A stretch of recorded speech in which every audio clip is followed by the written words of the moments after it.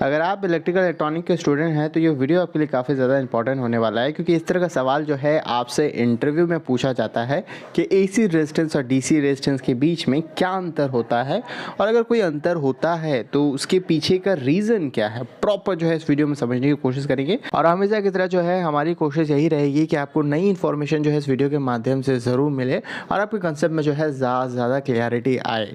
तो अगर आपको ये सारी बातें जानना है तो इस वीडियो को देखते रहिए। आपको कुछ नहीं है तो क्या, बहुत कुछ सीखने मिलने वाला है।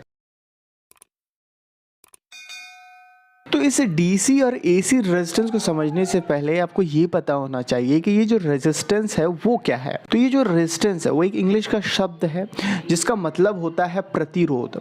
अगर कोई भी काम कर रहे हैं, उस काम में कुछ रुकावट आ रहा है तो उस रुकावट को जो है आप रेजिस्टेंस कह सकते हैं। तो उसी प्रकार से अगर हम इलेक्ट्रिकल रेजिस्टेंस के बारे में बात करें तो जब भी करंट फ्लो हो रहा होता है हमारे वायर में या किसी भी मटेरियल से वो फ्लो हो रहा होता है, तो जो रुकावट मिलता है, जो ऑपोजिशन मिलता है, उस ऑपोजिशन को, उस रुकावट को जो है हम रेजिस्टेंस कह रहे होते हैं। तो इस ऑपोजिशन से होता क्या है? इस ऑपोजिशन से होता यूं है कि अगर आपके वायर में जो है 5 एम्पियर का करंट फ्लो हो रहा होता है तो वो 5 से घट करके जो है 4 एम्पियर हो जाता है, 3 एम्पियर हो जाता है, 2 एम्पियर हो जाता है, 1 एम्पियर हो जाता है। डिपेंड करता है कि आप कितना ज्यादा रेजिस्टेंस को जो है आप ऐड कर रहे होते हैं सर्किट में। तो बेसिकली अगर इन शॉर्ट अगर कहना होगा तो हम ये बताएंगे कि भाई रेजिस्टेंस जो है वो हमारे करंट के वैल्यू को लिमिट कर रहा होता है, उसे कम कर रहा होता है। अब ये कितना ज्यादा लिमिट करेगा, कितना ज्यादा कम करेगा, ये किस किस चीज के ऊपर डिपेंड कर रहा होता है। यानी कि रेजिस्टेंस का जो वैल्यू है वो किस किस चीज पे जो है डिपेंड कर रहा होता है। 3-4 चीजें हैं। सबसे पहली चीज तो ये है कि आप जिस भी वायर को यूज कर रहे हैं उसे किस मटेरियल से बनाया गया है, यानी कि मटेरियल के ऊपर डिपेंड करता है। यानी कि कॉपर से आपने बनाया है या आप एल्युमिनियम का वायर यूज कर रहे हो, तो डिफरेंट मटेरियल के वायर का डिफरेंट रेजिस्टिविटी होता है और डिफरेंट कंडक्टिविटी होता है। तो इसी डिफरेंट रेजिस्टिविटी की वजह से हर एक मटेरियल का जो रेजिस्टेंस का भी जो वैल्यू है वो डिफरेंट होता है। तो अब ये सोचिए कि अगर मैं ये कहता हूं कि भैया सबसे बेहतर मटेरियल आपका कौन होगा, तो सबसे बेहतर मटेरियल वो होगा जिसका रेजिस्टेंस का वैल्यू, यानी कि जो ऑपोजिशन है करंट, वो सबसे कम हो।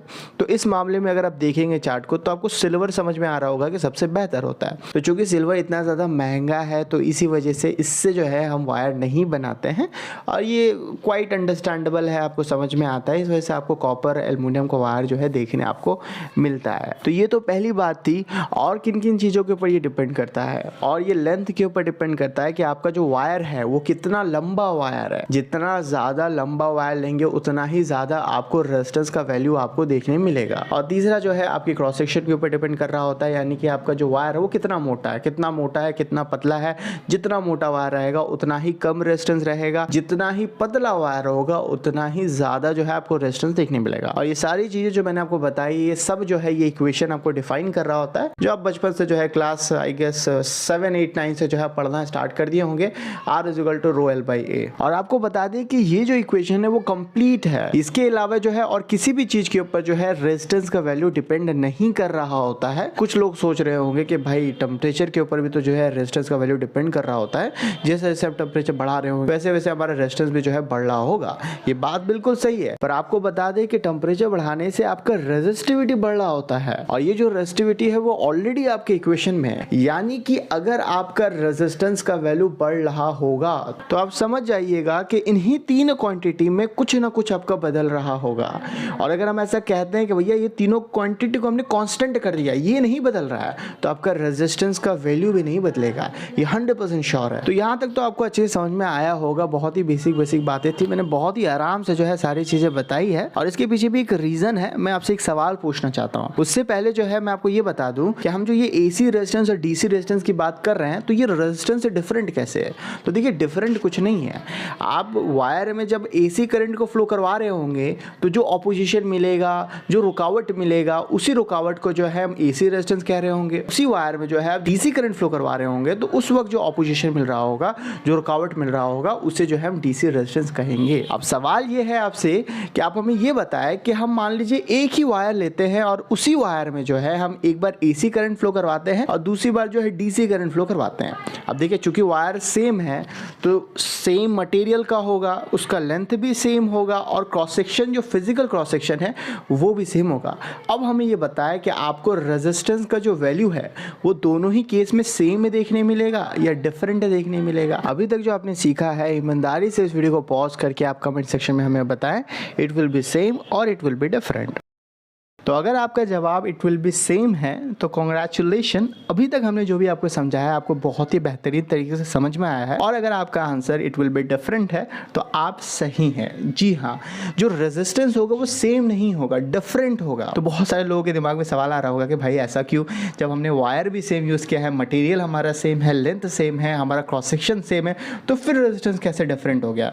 यहाँ पे कौन सा पैरामीटर जो है चेंज हो रहा होता है? तो भैया जी यहाँ भी चेंज हो रहा होता है, आपके वायर का जो क्रॉस सेक्शन है वो बदल रहा होता है, यानी कि एरिया बदल रहा होता है। चले अच्छा, तो मैंने कभी नहीं सुना कि वायर अपने आप मोटा पतला होता है। अरे मैं फिजिकल मोटापा की बात नहीं कर रहा हूँ, मैं फिजिकल क्रॉस सेक्शन की बात नहीं कर रहा हूँ, मैं इफेक्टिव क्रॉस सेक्शन की बात कर रहा हूँ। अब ये इफेक्टिव क्रॉस सेक्शन क्या होता है?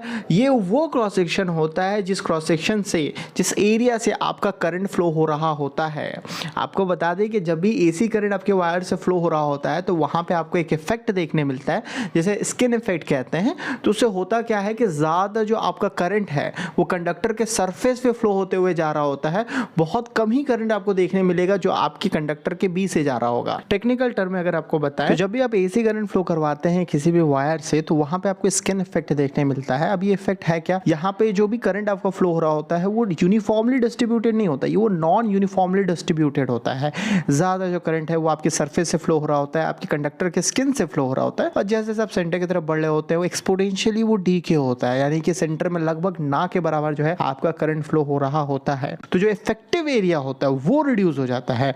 अब इफेक्टिव एरिया रिड्यूस होने की वजह से आपका जो रेजिस्टेंस का वैल्यू है वो इंक्रीज हो जाता है। तो कहने का मतलब ये है कि सेम कंडक्टर यूज करने के बावजूद भी जो है जब आप AC करंट फ्लो करवाते हैं तो उस वक्त जो है आपको ज्यादा रेजिस्टेंस का वैल्यू देखने मिलता है एज कॉम्पेयर टू कि आप DC करंट फ्लो करवाएं। तो ये तो कहानी थी तब कि जब आपके पास एक ही कंडक्टर था, उसी में आप AC करंट फ्लो करवा रहे थे, उसी में DC करंट फ्लो करवा रहे थे। पर अगर हम कहते हैं कि मान लीजिए आपके पास एक से ज्यादा कंडक्टर है, एक से ज्यादा वायर है जो आसपास रखा हुआ, दोनों से ही जो है आप करंट फ्लो करवा रहे हैं, AC करंट फ्लो करवा रहे हैं, तो उस वक्त क्या होता है कि आपको स्किन इफेक्ट के साथ साथ और एक इफेक्ट देखने मिलता है जिसे प्रॉक्सिमिटी इफेक्ट कहते हैं। और इसकी वजह से क्या होता है, इसकी वजह से भी जो करंट डेंसिटी है वो नॉन यूनिफॉर्म हो जाता है। ज्यादातर जो करंट है वो आपके कंडक्टर के एक साइड से फ्लो होता है, बहुत कम ही करंट जो है आपके कंडक्टर की दूसरे साइड से फ्लो होता है। कुछ इस प्रकार से जो है आप देख पा रहे होंगे। तो इसकी वजह से भी जो है आपका जो इफेक्टिव क्रॉस सेक्शन है वो और भी रिड्यूस हो जाता है और आपका जो रेजिस्टेंस का वैल्यू है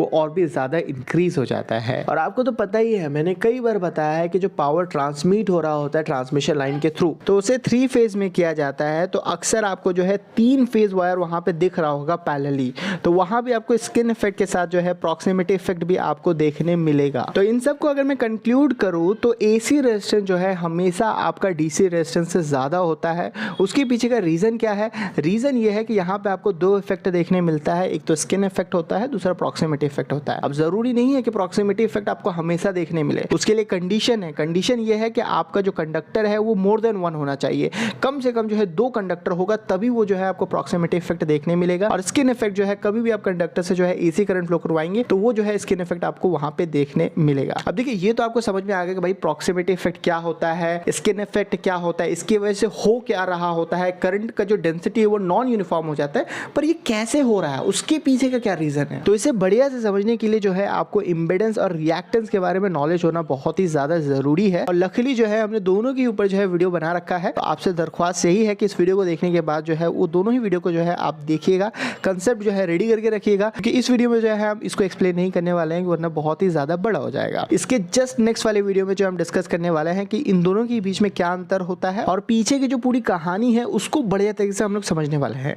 और कब मैं अपलोड करूंगा ये टोटली डिपेंड करता है आपके ऊपर। जितना ज्यादा कमेंट रहेगा इस वीडियो में कि yes I need a video on proximity effect and skin effect, तो उतना ही जल्दी जो है हम इसके ऊपर जो है वीडियो बना देंगे। तो मिलते हैं ऐसे किसी वीडियो में, till then take care, bye bye.